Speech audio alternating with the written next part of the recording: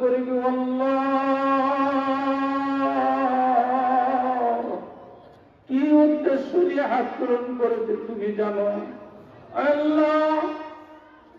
ইয়া রাব্বুল আলামিন, দেশনেত্রী বেগম খালেদা জিয়ার রূহের মাগফিরাত কামনা উপলক্ষে আজকের আয়োজন।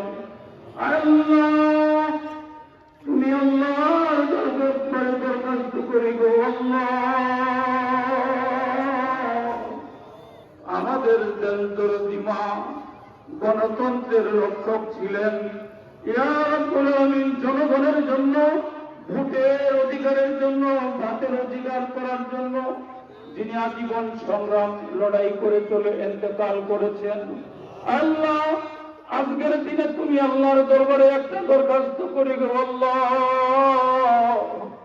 ওই দেশদরদি মার কি গুণ ছিল, কি গুণ ছিল না, তা তো তুমি আল্লাহ জানো।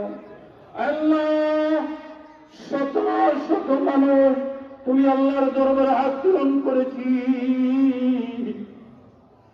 রব্বুল আলামিন, সারা বাংলাদেশে লক্ষ লক্ষ মানুষ যার জন্য চোখের জল ঝরিয়েছে, যার জন্য অস্ত্র ঝরিয়েছে, আল্লাহ আমরা তার জন্য রূহের মাগফিরাত কামনা করে তুমি আল্লাহর দরবারে দরখাস্ত করি। আল্লাহ তুমি দেশমাতা বেগম খালেদা জিয়াকে তার জীবনের সকল গুণাগুলি মাফ করে, ভুল ত্রুটিগুলি মাফ করে আল্লাহ তুমি তার জান্নাতের উঁচু মাকাম দান করে দাও। আল্লাহ জান্নাতের উঁচু মাকাম দান করে দাও। আল্লাহ জান্নাতের উঁচু মাকাম তুমি দান করে দাও। আল্লাহ আমাদের বিএনপির ভারপ্রাপ্ত চেয়ারম্যান তারেক রহমানকে আপনি সুস্থ রাখেন।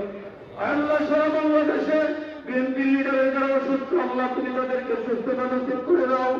আল্লাহ নারায়ণগঞ্জের প্রিয় নেতা মুস্তাফিজুর রহমান বাবুল ভাই, ফাইজুল ইসলাম লাঞ্জু সহ যত বিপি লিডার আছে আল্লাহ তুমি তাদের নির্বাচনকালীন সময় তুমি সুস্থতা নসিব করে দাও। আল্লাহ ভালোবাসি দূর করে দাও।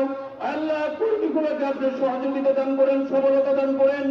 আল্লাহ আবারও ছোট্ট একটি দরখাস্ত করি, আল্লাহ আমাদের দোয়াখানা কবুল আর মঞ্জুর করে দেন। আল্লাহ ইয়া রাব্বুল আলামিন, আপসহীন নেত্রী, তিনবারের প্রধানমন্ত্রী